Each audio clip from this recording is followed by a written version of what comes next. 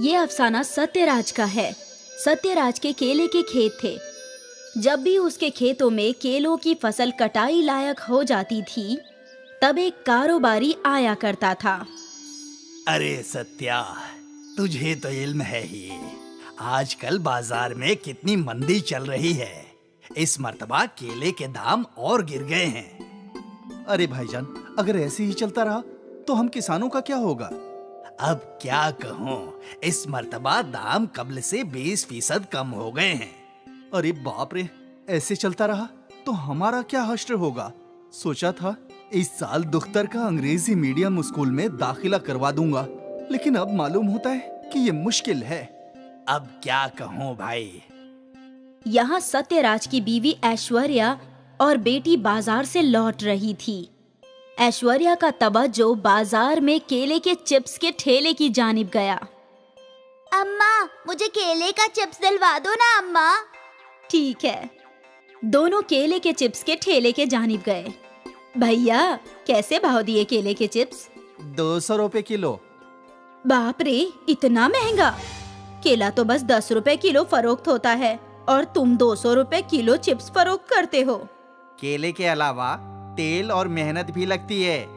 आपको लेना है तो लो, वरना चलते बनो। गीता, मैं तुझे घर पर चिप्स बनाकर देती हूँ। ये बेहद महंगा है, वो भी ढेर सारा बनाऊंगी। चलेगा ना? ठीक है अम्मा। ऐश्वर्या और गीता घर आए और ऐश्वर्या ने घर में रखे हुए कच्चे केलों से केले के चिप्स बनाना शुरू किया। अम्मा, तुमने कहाँ से सीखा ये चिप्स बनाना? अपनी अम्मा से। नानी अम्मा को चिप्स भी बनाना आता था? वैसे भी हमारे बचपन में ऐसे चिप्स के ठेले नहीं होते थे, सब कुछ अम्मा ही बनाती थी। फिर तो कितने पैसे बचते होंगे ना? हाँ। गीता बड़ी बेसब्री से चिप्स के तैयार होने का इंतजार कर रही थी। फिर जब ऐश्वर्या ने चिप्स तेल की कड़ाही से निकाले। अम्मा, बन गए क्या? हाँ, बन गए। अब बस थोड़ा सा ठंडा होने दे। ऐश्वर्या कुछ मिनटों के लिए रुकी और फिर उसने केले के चिप्स खाने शुरू कर दिए। इसी वक्त सत्यराज घर में दाखिल हुआ। घर लौटते ही केले के चिप्स की खुशबू आई। अरे वाह, केले की चिप्स, क्या बात है। सत्यराज भी अपनी बेटी के साथ केले के चिप्स खाने लगा। बहुत खूब। वाह ऐश्वर्या, तुम्हारे हाथ के केले के चिप्स कमाल हैं। लेकिन आज किस खुशी में चिप्स बने हैं? अब्बा, मैंने बाजार में केले के चिप्स खिलाने को कहा था, तो अम्मा ने दाम पूछा। वो ठेले वाला 200 रुपए किलो बोल रहा था। मैंने उससे कहा कि कच्चे केले तो 10 रुपए किलो फरोख्त होते हैं, तो बोला कि इसमें तेल और मेहनत भी लगता है। तो मैंने सोचा सबके लिए केले के चिप्स ही बना लूं। केले के चिप्स खरीदकर पैसे क्यों बर्बाद करूं?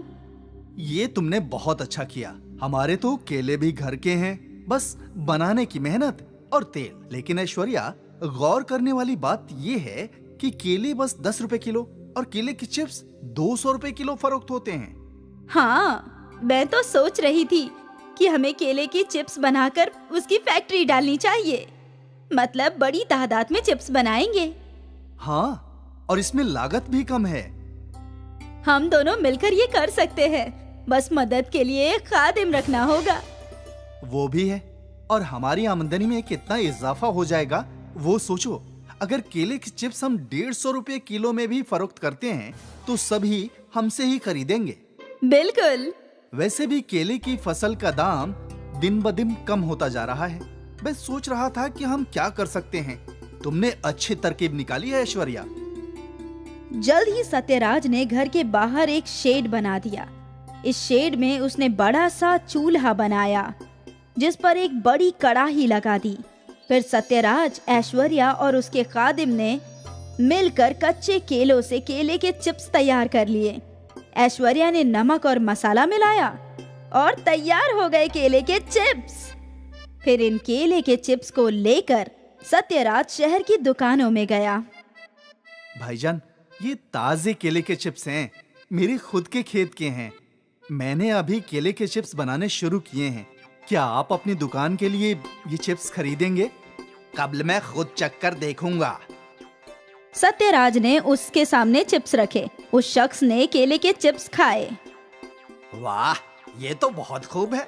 क्या दाम लोगे इनका? 150 रुपये किलो। ठीक है, मुझे 5 किलो दे दो और अपना नंबर भी दे दो। खत्म होंगे तो फिर कॉल करूंगा। ठीक है भाईजान। सत्यराज कई और दुकानों पर गया और उसने सभी को अपने केले के चिप्स फरोख्त किए। जब वो घर पहुंचा तो उसके ज्यादातर केले के चिप्स फरोख्त हो चुके थे। ये देखो ऐश्वर्या, आज 30 किलो चिप्स फरोख्त हुए हैं। 4,500 रुपये एक दिन की कमाई है। बाप रे! ये 10 किलो बच गए हैं, शायद कल तक ये भी फरोख्त हो जाएं। अच्छा है। तभी सत्यराज के मोबाइल पर एक कॉल आया। जी भाईजान, अभी 10 किलो केले के चिप्स बचे हैं। हाँ, अभी लाता हूँ। क्या हुआ? मालूम होता है हमारे चिप्स अच्छे से फरोख्त हो रहे हैं। एक दुकानदार को 10 किलो और चाहिए, देकर आता हूँ। सत्यराज दुकानदार को केले के चिप्स देकर पैसे लेकर आता है। रास्ते में उसे कई और दुकानदार के कॉल आते हैं। अरे ऐश्वर्या, सारे चिप्स खत्म हो गए। कल 30 किलो चिप्स का और ऑर्डर आया है। वाह, ये तो बढ़िया है। सोचा नहीं था कि केले से भी मैं कभी इतने पैसे कमाऊंगा। अब सब कुछ दुरुस्त हो जाएगा। यकीनन। ऐश्वर्या के केले के चिप्स धूम मचा चुके थे। वो रोज 30-40 किलो केले के चिप्स बनाया करती थी, जो हाथों हाथ फरोख्त हो जाया करते थे। दोनों मियाँ बीवी काफी मुनाफा कमा रहे थे। फिर एक रात ऐश्वर्या के दिमाग में एक ख्याल आया। मुझे और भी मुनाफा कमाना है, और अगर मैं सस्ता वाला तेल इस्तेमाल करूं तो मेरा मुनाफा बढ़ जाएगा। हाँ, वैसे भी तेल से जायके का क्या फर्क आएगा। और अगले दिन से ऐश्वर्या ने सस्ते वाले तेल में चिप्स बनाना शुरू कर दिया। इस बात से बेखबर सत्या चिप्स को दुकानों पर फरोख्त कराया। ये सिलसिला कुछ रोज तक चलता रहा। फिर एकाएक दुकानदार कम चिप्स खरीदने लगे। आज 3 किलो चिप्स ही दे दो भाई। देखो, कल के भी ऐसे ही पड़े हैं। अब सत्या सोच में पड़ गया कि एकाएक उनके चिप्स की मांग कम कैसे हो गई। ऐश्वर्या, यकायक लोगों ने चिप्स खरीदना कम क्यों कर दिया होगा? ऐश्वर्या के चेहरे पर परेशानी की शिकन थी, जैसे उसे इल्म था कि क्या हुआ है। शायद ये मेरी गलती है। मैंने ही अच्छे तेल की जगह सस्ता तेल डाला। सोचा लोगों को जायके का इल्म नहीं होगा और हमारे मुनाफे में इजाफा हो जाएगा। तुमने ऐसा क्यों किया? ये तो बेईमानी हुई। तुम्हारी जरा सी लालच की वजह से हमारा कारोबार बंद हो जाएगा। मैंने ऐसा हरगिज नहीं सोचा था। अब हम क्या करें? अब एक ही रास्ता है।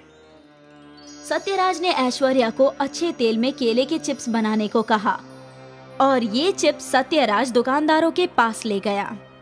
अरे भाईजान, पहले के जितने भी चिप्स बचे हैं मुझे वापस दे दो। ये नए और बेहतर ले लो। मालूम होता है हमसे बनाने में कुछ गलती हो गई थी, इसीलिए जायका इतना अच्छा नहीं था। ठीक है भाई, लेकिन आगे से ऐसी कोई गलती मत करना। हरगिज नहीं भाईजान। सत्यराज ने सारी दुकानों पर केले के चिप्स बदल दिए और फिर पहले की मानिंद उसके चिप्स फरोख्त होने लगे। इस मर्तबा तो मैंने संभाल लिया है। अगली मर्तबा ऐसा कुछ भी मत करना। नहीं नहीं जी, मैं समझ गई हूँ कि लालच बुरी बला है। मैं फिर कभी लालच की वजह से मिलावट नहीं करूँगी। और जल्द ही उसकी एक फैक्ट्री बन गई, गीता चिप्स फैक्ट्री। उनकी ईमानदारी की वजह से उनका कारोबार इतना बढ़ पाया था। आनंदपुर गांव में दरिया के दरमिया एक बहुत ही मशहूर मंदिर था। इस मंदिर के बाहर वेंकट का एक छोटा सा स्टॉल था।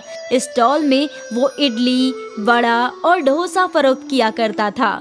दर्शन करने आए हुए भक्त वेंकट के स्टॉल पर नाश्ता किया करते थे। भाईजान, एक मसाला डोसा दो और 2 प्लेट वड़ा सांभर देना। आप बैठिए भाईजान, मैं अभी ले आता हूँ। वेंकट की पत्नी डोसा बनाया करती और वेंकट खरीदारों को संभालता था। वेंकट सारे खरीदारों से बहुत अच्छे से गुफ्तगू किया करता था। लोगों को वेंकट के स्टॉल पर डोसा खाना बहुत पसंद था। अरे भाईजान, हमें भी 2 डोसा दे दीजिए। बिल्कुल भाईजान, तशरीफ रखिए, मैं बनवाता हूँ, बिल्कुल गर्मा गर्म। वेंकट और पूजा मिलकर एक साथ काम करते थे, इसलिए उनकी आमदनी भी अच्छी थी। दोनों अपने कारोबार से बेहद खुश थे। बेटा, आइए आइए बाबा, तशरीफ रखिए, मैं आपके लिए कुछ लाता हूँ। वेंकट रोज इस ज़ईफ भिखारी को खाना खिलाता था, लेकिन ये बात उसकी बीवी पूजा को हरगिज पसंद नहीं थी। क्या जरूरत थी इस भिखारी को आदत लगाने की? ये रोज चला आता है मुफ्त का खाने के लिए। पूजा, क्या फर्क पड़ जाएगा अगर हम किसी जरूरतमंद की मदद करते हैं तो? अरे लेकिन आप अगर इसे मुफ्त में खाना ना दे तो क्या ये मर जाएगा? कुछ ना कुछ और ये कर ही लेगा ना। ऊपर वाले का दिया बहुत कुछ है हमारे पास। मुझे नहीं लगता कि हमें किसी की मदद करने में हिचकिचाना चाहिए। जय हो दयावान, आप ऐसे ही लुटाते रहो। ऐसा ही चलता रहा तो यहाँ भिखारियों की कतार लग जाएगी, कतार। मुझसे जितना बन पड़ेगा उतना करूंगा, बाकी ऊपर वाला मालिक है। वेंकट ने उस ज़ईफ भिखारी के लिए कुछ वड़े, इडली और चटनी भरी और उसे दे दिया। ऊपर वाला तुम्हें बरकत दे। ज़ईफ भिखारी खाने लगा। तभी वहाँ मंदिर का पंडित आया। पंडित दिखने में गोल मटोल था, छोटा कद और मोटी तोंद। जय माता की। जय माता जी। पंडित जी बैठिए, आइए ना बैठिए। पूजा ने पंडित के लिए टेबल साफ किया और पंडित बैठ गया। क्या खाएंगे आप पंडित जी? 2 प्लेट वड़ा, 2 प्लेट इडली, 2 डोसा। आज के लिए बस इतना ही। अभी लाती हूँ। पूजा पंडित की खिदमत में लग गई। तभी वेंकट उसके पास गया। मैं इस बाबा को मुफ्त खिलाता हूँ, वो तो गरीब हैं। ये पंडित तो निहायती अमीर है, तुम इसे मुफ्त क्यों खिलाती हो? ब्राह्मणों के बारे में ऐसा नहीं कहते। शास्त्रों में लिखा है ब्राह्मणों को खिलाने से बरकत मिलती है। और जब से मैंने इस पंडित को खिलाना शुरू किया है, देखो हमारा कारोबार बढ़ गया है। जैसे जिसकी सोच।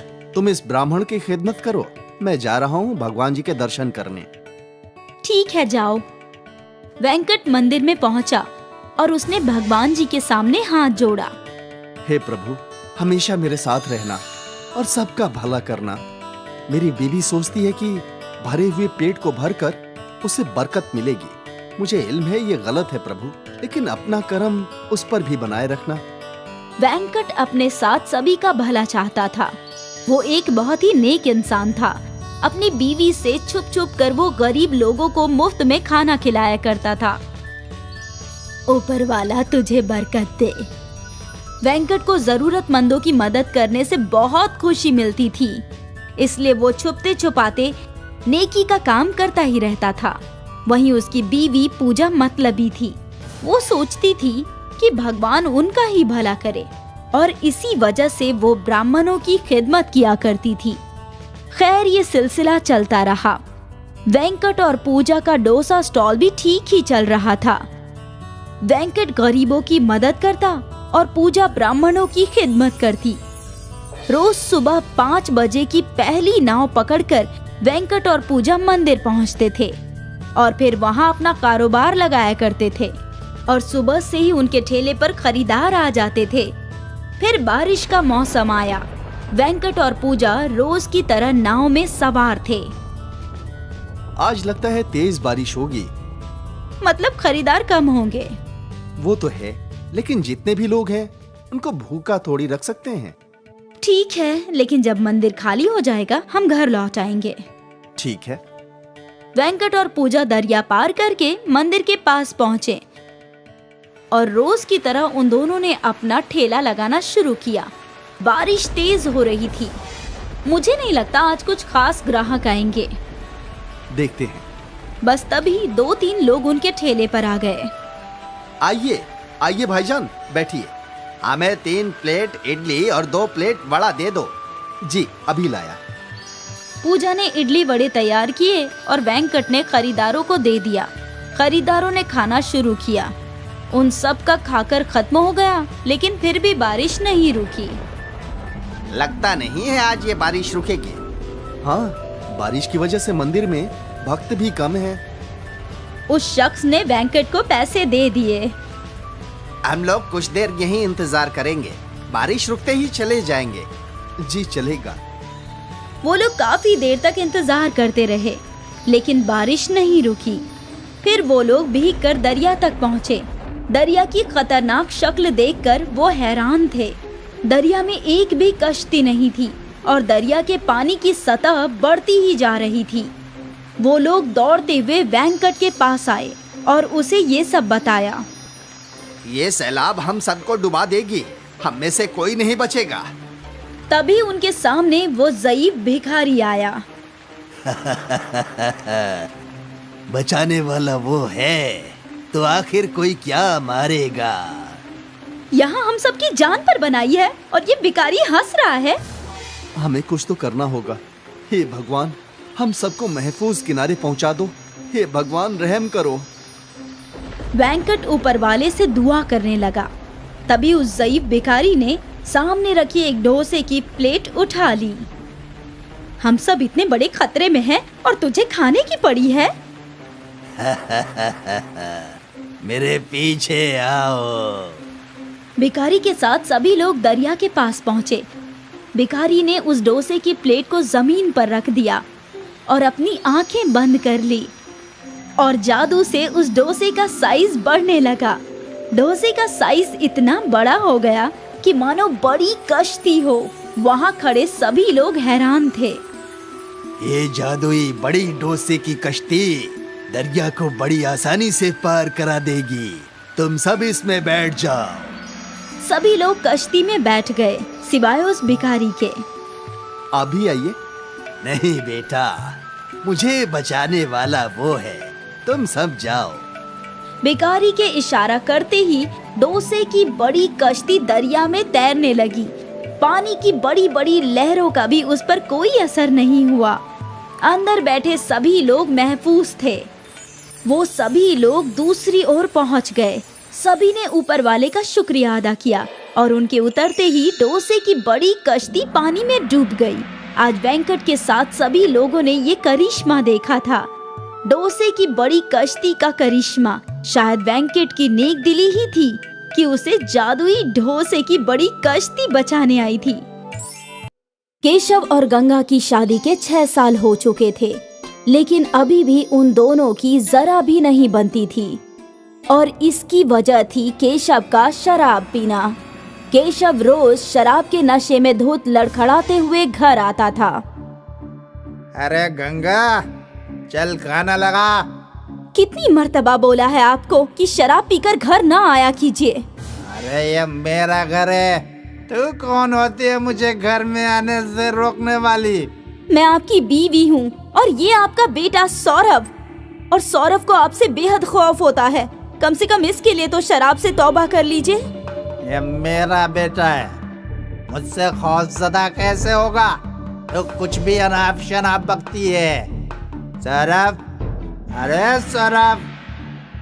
सौरभ अपने वालिद से खौफजदा होकर अंदर के कमरे में भाग जाता है। तूने मेरे बेटे को बुज़दिल बना दिया है। और नशे की हालत में केशव गंगा को पीटने लगता है। ये सब रोज का था। केशव रोज शराब पीकर आता और नशे में अपनी बीवी को मारा करता था। केशव का बेटा सौरभ उससे बेहद खौफ खाता था और वो अक्सर किसी कोने में छुप जाया करता था। एक रोज की बात है, गंगा ने फैसला कर लिया था कि आज वो केशव के इस रोज रोज के शराब की परेशानी से निजात पाकर ही रहेगी। इसलिए गंगा ने अपने वालिद मधुकर राव को घर बुलाया। अब्बूजान, अब ये रोज का हो गया है। ये नशे में धुत आते हैं और मुझे मारते पीटते हैं, और अब तो सौरभ अपने वालिद से खौफ खाने लगा है। तू फिक्र ना कर, मैं दामाद जी से बात करूंगा। बाप बेटी केशव के घर लौटने का इंतजार करने लगे। कुछ देर बाद केशव आया, लेकिन वो नशे में धुत था। अरे गंगा, अरे ससुर जी, कब तशरीफ लाए?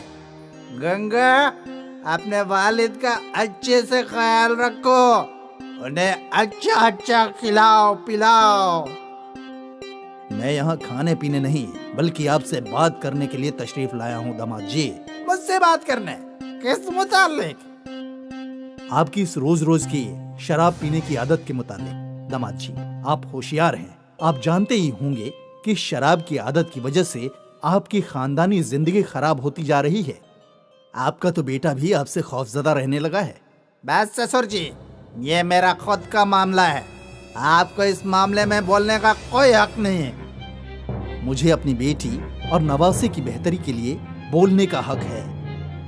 वो आपकी बेटी थी, अब मेरी बीवी है। मैं उसे जैसे रखूं उसे रहना पड़ेगा, चाहे मैं उसे मारूं, पीटूं या कुछ भी करूं। नहीं दामाद जी, आप ये गलत फरमा रहे हैं। वो अभी भी मेरी बेटी है। मैं उसे आपके साथ मार खाने के लिए नहीं छोड़ सकता। तो ले जाइए अपनी बेटी को अपने साथ, मैं भी देखता हूँ कितने रोज रखेंगे। चलो बेटी, अब इस इंसान से बात करना भी बेकार है। लेकिन सौरभ, अम्मी मैं आपके साथ ही रहूंगा। हाँ, तू भी चला जा, अपनी अम्मा का पल्लू थाम कर। चलो गंगा, अब यहाँ रहने का कोई फायदा नहीं है। ठीक है। गंगा और सौरभ मधुकर के साथ रुखसत हो लिए। मधुकर राव गांव में रहते थे। उनका आम का बगीचा था। नाना, इतने सारे आम, ये सब तो मैं खाऊंगा। हाँ हाँ, खा लेना। ये सब मैंने तुम्हारे लिए ही तो उगाए हैं मेरे बच्चे। सौरभ नाना के घर पहुंचकर बेइंतहा खुश था, लेकिन गंगा परेशान थी। वो खर्चे का सोच रही थी। अब्बूजान, मैं यहाँ तो आ गई, लेकिन मेरी वजह से आपके खर्च में इजाफा हो जाएगा। इन आमों को फरोख्त कर जैसे तैसे आपका गुजारा हो रहा था। अब हम दोनों का भी बोझ आप पर आ गया है। अब सब कैसे मुमकिन होगा? इतना मत सोच गंगा, वो ऊपर वाला है ना, वो कोई ना कोई राह जरूर दिखाएगा। मैं खुश हूँ कि तुझे उस शराबी शौहर के साथ रहना नहीं पड़ रहा है। ऊपर वाला सब ठीक कर देगा। ठीक है। गंगा ने घर का सारा काम संभाल लिया। अब मधुकर राव पूरा वक्त अपने आम के बगीचों में अपने नवासे के साथ गुफ्तगू करने में गुजारते थे। नानू जान, वो पेड़ आपने कब लगाया था? वो दरख्त है, शायद जब तेरी अम्मा तेरी उम्र की होगी तब। बाप रे, और वो सबसे बड़ा वाला? वो मैंने नहीं लगाया बेटे, वो तो मेरे वालिद साहब ने लगाया था, मेरी पैदाइश से भी कबल। मतलब वो आपसे भी बड़ा है? हाँ। तभी गंगा सबके लिए चाय और नाश्ता लेकर आई। बहुत हो गई गुफ्तगू आप दोनों की, थोड़ा नाश्ता कर लीजिए। अरे गंगा, काफी रोज हो गए तेरे हाथों की वो लजीज चटनी खाए हुए।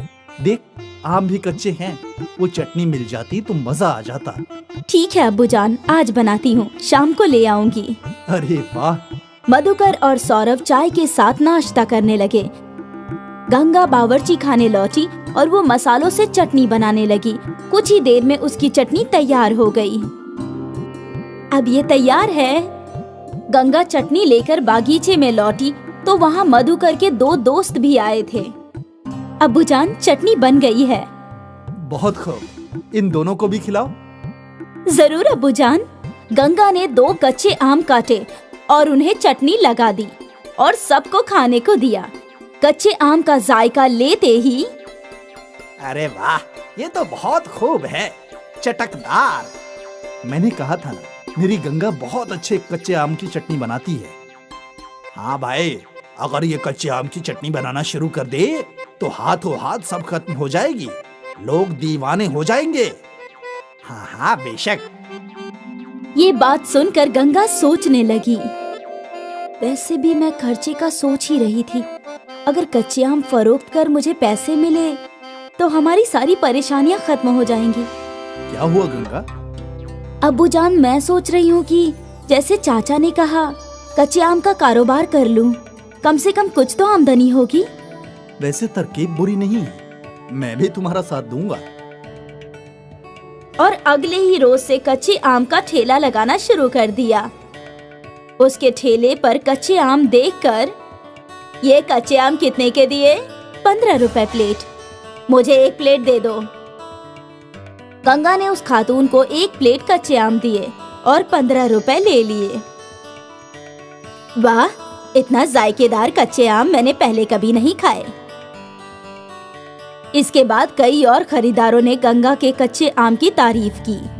पहले ही रोज गंगा के कच्चे आम मशहूर होने लगे थे। शाम तक सारे कच्चे आम खत्म हो चुके थे। गंगा ने ठेला बंद किया और अपनी पहली कमाई देखकर वो बेहद खुश थी। वो खुशी खुशी घर लौटी। कैसा था आज का दिन? बहुत अच्छा अब्बूजान, लोगों को मेरे कच्चे आम बेहद पसंद आए। कितने सारे लोगों ने मेरी तारीफ की।